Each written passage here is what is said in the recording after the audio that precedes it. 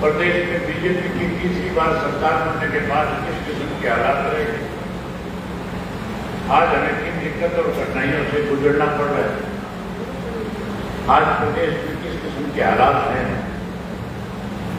इन सारी बातों पर बहुत विस्तार से चर्चा करें।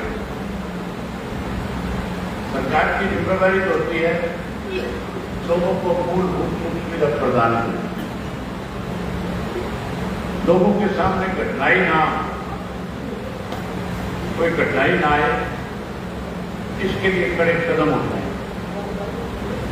लेकिन आज इस प्रदेश के हालात इतने खराब हैं कि हर व्यक्ति जो है भारतीय जनता पार्टी की राज से दुखी है, परेशान है, इसको बदलना चाहते हैं। सरकार को बदलना चाहते थे 2019 में,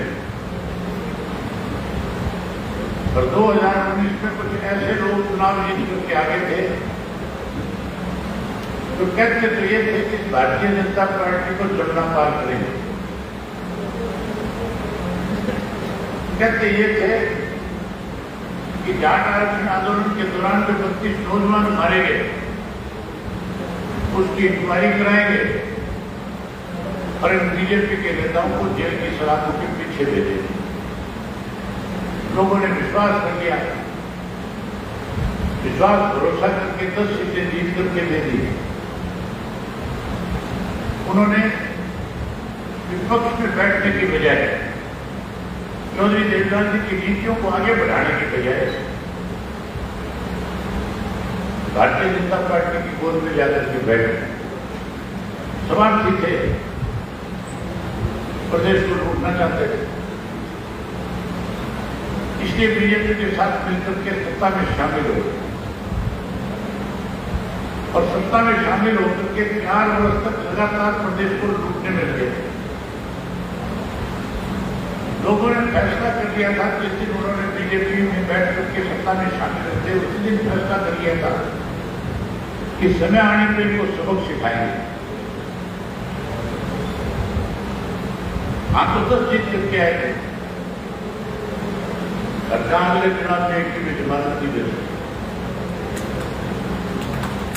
अब तो कोई नाम लेने वाला भी नहीं मिला। कोई है कि नाम लेने वाला? क्यों भाई बोल के बताइए, है कि नहीं है? कोई नाम लेने वाला नहीं है। उसके बाद लोगों ने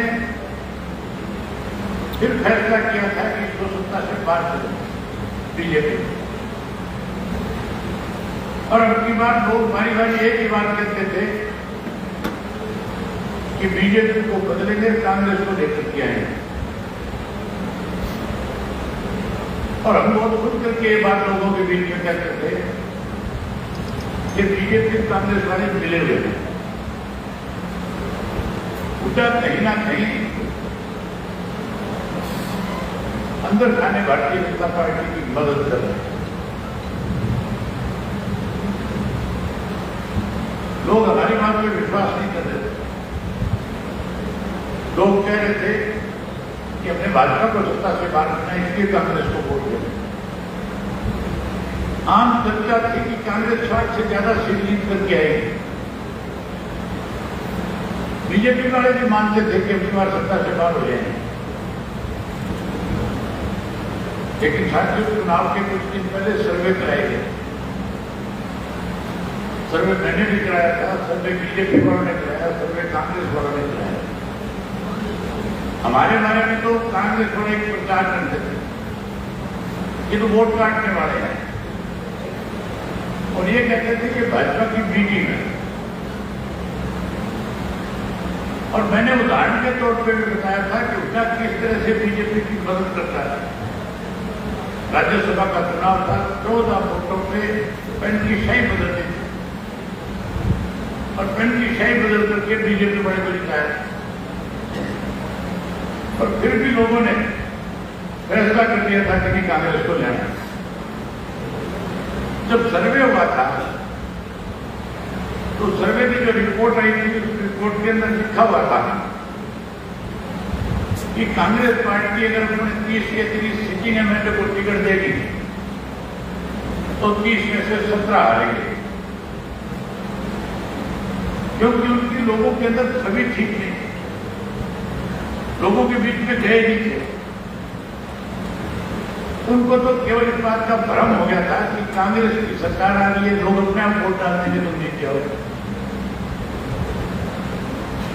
ये कोई जरूरी नहीं है कि एक बार एमएलए बने तो बार बार एमएलए बनता रहे। ये तो लोग फैसला करते हैं। और लोगों ने मन बना लिया था कि इनको किसी कीमत पे वोट नहीं देंगे। बीजेपी वालों ने हरियाणा प्रदेश में बिल्डरों के घरों पे रेड डलवाई ईडी। जब ईडी वालों ने रेड मारी तो एक पारसनाथ नाम का बिल्डर है बहुत बड़ा, जो भूपेंद्र सिंह हुड्डा का पार्टनर है, उसके घर पे रेड मार करके कुछ दस्तावेज बरामद किए गए जिसमें हुड्डा का नाम था। हुड्डा के खिलाफ पर्चा दर्ज कर लिया। उसको गिरफ्तार करने की बजाय उसको ये कह दिया बीजेपी के नेताओं से बात कर ले, अगर जेल से बचना है। हुड्डा अमित शाह से मिला जाकर अमित शाह जी से कहने लगा, बताओ मैं आपकी क्या मदद कर सकता हूं।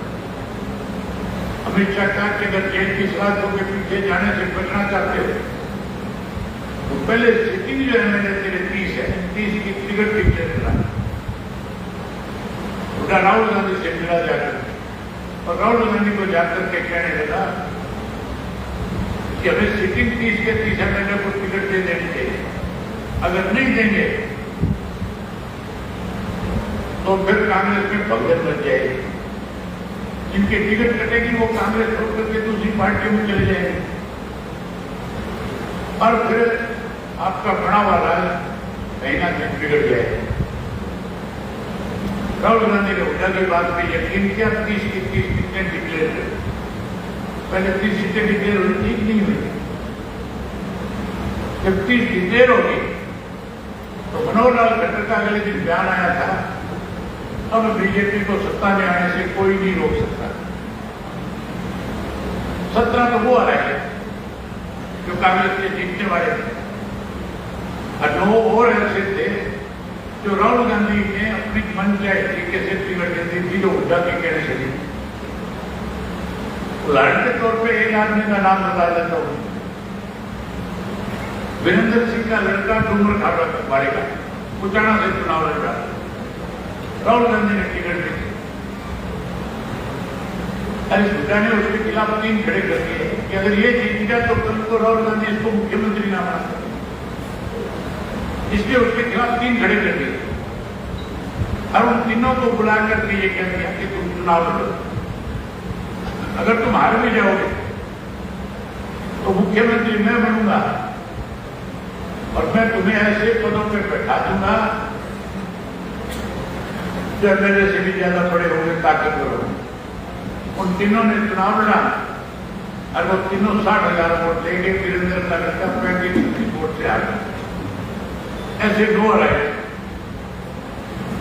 अब की बार जो सरकार बनी वो सरकार हुड्डा के थोड़े ने बना दी, नहीं बना दी, इन दोनों ने मिलकर के बना दी। आज पूरे हरियाणा प्रदेश में इस बात की चर्चा है, जहां भी 10 लोग इकट्ठे होते हैं, चाहे बस अड्डे पे हो, चाहे रेलवे स्टेशन पे हो, चाहे किसी का सुख पे हो, चाहे कोई शादी समारोह में हो, जहां भी इकट्ठे होते, चाहे कपाड़ में बैठकर धूप का पिए, चाहे ताश खेलते हो, ये जरूर कहते हैं कि सरकार बीजेपी की तीसरी बार किसने बढ़ाई। तो हर आदमी की जुबान से ही बात निकलती है, इस हुड्डा के छोरे ने नाश कर दिया। कहते हैं नहीं कहते हैं। आज जहां कांग्रेस से परेशान है वही बीजेपी से दुखी हो गए। इस बीजेपी को भी सत्ता से बाहर करना चाहता है।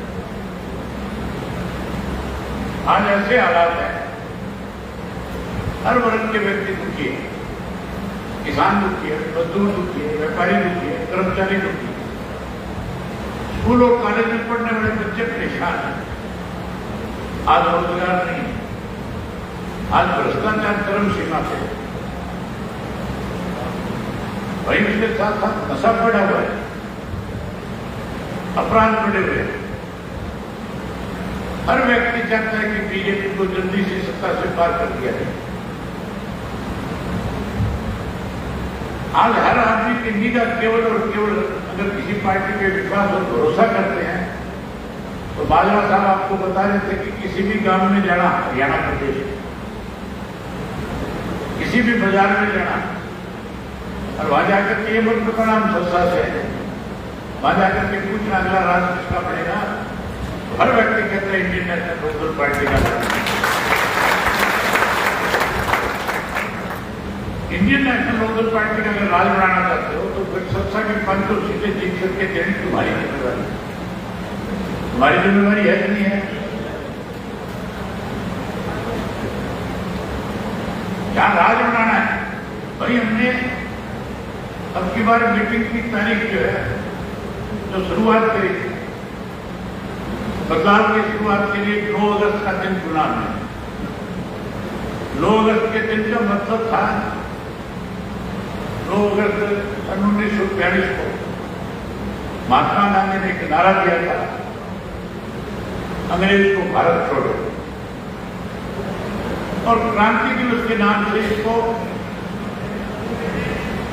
इसकी शुरुआत की गई। हमने भी फैसला किया कि 9 तारीख से ही हरियाणा प्रदेश में बदलाव की शुरुआत करेंगे और हमारी पार्टी का कार्यकर्ता तब तक चैन से नहीं बैठेगा जब तक बीजेपी को सत्ता से पार नहीं कर देगा, कांग्रेस को सत्ता से दूर नहीं कर देगा। जहां 9 अगस्त का दिन चुना वहीं आज आप साथियों की जिम्मेवारी लगाने आए। 27 तारीख को चौधरी देवीलाल जी का 27 सितंबर को हम सम्मान दिवस मना रहे हैं, जो 25 को मनाते थे। अब की बार मेवात में, और मेवात में 25 तारीख को इसलिए नहीं मना सकते थे कि जुम्मे का दिन है, अपने जैसे अम्मा उसको मानते हैं वैसे मुसलमान जुम्मे को मानता है, शुक्रवार के दिन को मानता है। वो अपनी 5 वक्त की नमाज पढ़ता है, सारे काम छोड़ देता है। वहां के जो पार्टी के साथी थे उन्होंने मुझसे कहा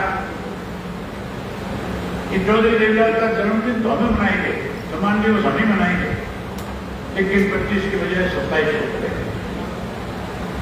मैंने उनकी भावनाओं को देख करके पार्टी के साथियों से चर्चा करी और फैसला कर लिया 27 को मनाएंगे। हमेशा देवीलाल के जन्मदिवस के ऊपर बच्चे भेजी जाती है गाँव गाँव में, आप लोग बसों में बैठ करके जाते हैं। अब की बार सफर लंबा है और सुबह अगर बसों में बैठ करके चलोगे तो फिर लेट हो जाओगे। आजकल हर गांव में साधन है, आजकल हर घर में साधन है कि नहीं है? अगर अपने अपने साधन लेके चलोगे, जितने साथी आगे आए हुए अपने साथ 10-10 लोगों को एक साथी लेकर के अगर आएगा, दोनों हफ्तों से 20,000 से भी ज्यादा लोग बन जाएंगे। मैं माधवन जी से कल कह रहा था, जब की मीटिंग थी हमारी पहले, उस मीटिंग में हमने तो कार्यकर्ताओं की बैठक बुलाई, लेकिन इतने ज्यादा बड़ी संख्या में कार्यकर्ता था कि वो मीटिंग जनसभा में तब्दील हो गई, हजारों लोग आ गए। मैंने माजरा जी से कहा कि हमने जो ग्राउंड वहां पर तय किया तो 50 एकड़ पे, मुझे लगता है वो छोटा पड़ गया, हमें टेंट और बड़ा करना पड़ेगा। हमने रात ही बैठ करके आपस में फैसला किया कि टेंट को 100 फुट और बढ़ा दिया जाए। मैंने कहा अकेले सरसा जिला वाले ही उस टेंट को भरने नहीं होगा, तो मैं उम्मीद करूंगा कि आप बहुत बड़ी संख्या में आओगे, संख्या में जाओगे, अपने साथ 10-10 लोग। बस यही बात आप कहने के लिए आया था। उम्मीद करूंगा कि हमारा हर साथी जो है अब लगातार लोगों के बीच में, जो माजरा साहब ने आपके सामने माध्यम की चर्चा करोगे, जब बुजुर्ग के पास जाकर के बैठोगे तो उसको समझाओगे और उसको ये बताओगे कि तेरी पेंशन कट गई थी, अगर तेरे को दोबारा पेंशन मिल रही है तो केवल इंडियन नेशनल लोकदल पार्टी की वजह से मिल रही है, अदरवाइज काट दी गई। जब गांव में इकट्ठे हो बैठो तो उनको बताओ कि तुम्हारा भाखड़ा का पानी तो पंजाब की सरकार ने रोक दिया था, अगर हम विरोध ना करते तो फिर भाखड़ा के पानी से भी वंचित हो जाते। आज भाखड़ा का पानी अगर आपको मिल रहा है तो केवल इंडियन नेशनल लोकल पार्टी की वजह से। उनकी बात जब फसल बेचने जा रहे थे कितनी शर्तें लगा दी थी, अगर हम लड़ाई ना लड़ते, अगर हम मंडियों में ना जाते तो फिर किसान की फसल को कोई खरीदने वाला नहीं था, आड़ती को भी मार पड़ती और जमींदार का भी बुरा हाल कर देता। मैंने अपने जीवन में पहली बार देखा है, अगर हमें कोई कर्जा लेना हो, अगर बैंक से कर्जा लेते हैं तो वहां उठा लगा करके आते हैं, अपनी जमीन गिरवी रख करके आते हैं और फिर हम उठा लगा करके कर्जा लेते हैं। अगर साहूकार से भी कर्जा लेते हैं तो भी अपनी कोई ना कोई प्रॉपर्टी जो है गिरवी रख करके लगाते हैं। आड़ती से भी कर्जा लेते हैं, वो भी अंगूठा लगाता है। ये पहली दफा है कि हम अपनी फसल मंडी में बेचने जा रहे हैं, हमारे से अंगूठे लगवाए जा रहे हैं, लगवाई जा रहे हैं, नहीं लगवाई जा रहे। अगर इन हालात से बाहर निकलना चाहते हो, इस तरह की परेशानी आने वाले समय में आपके सामने ना आए तो अपना राज बनाओ। जब राज बना लोगे, इन अंगूठे लगवाने वालों की भी राज काट दूंगा और अंगूठे जो तुमने लगाए हैं वो तुम्हारे वापस करवा देंगे। जिन्होंने इस तरह के फैसले लिए उनको जेल की सलाखों के पीछे भेजेंगे, उन्हें छोड़ेंगे नहीं। उम्मीद करूंगा कि ये सारी बातें आप लोगों के बीच में बैठ करके समझाओगे। जब पूछोगे किसी बीजेपी वाले से कि फसल बेचने गया मैंने अंगूठा लगाया कि नहीं लगाया, तो उससे पूछा किस बात का लगा के आया, उसको भी इस बात का दर्द होता है। यही बात आपसे कहने आया था, प्रचार करो, प्रचार और प्रसार का जमाना है। जितना प्रचार ज्यादा करोगे लोगों का विश्वास इतना ही आपकी पार्टी के प्रति बढ़ जाएगा। मैं उम्मीद करूंगा कि प्रचार प्रसार में कमी नहीं रखोगे और 27 तारीख को इतनी बड़ी संख्या में आओगे कि सरसा से जब काफला चलेगा हजारों गाड़ियों का, तो रास्ते में जो गांव आएंगे, अगर उस गांव में भी कोई बीजेपी कांग्रेस की तरफ होगा, उसको भी फैसला करना पड़ेगा कि अब समय बदलाव का है, बदलाव आएगा। ये बात आपको कहने आया था, आपकी बात सुनी, आप सबका बहुत धन्यवाद। जय हिंद।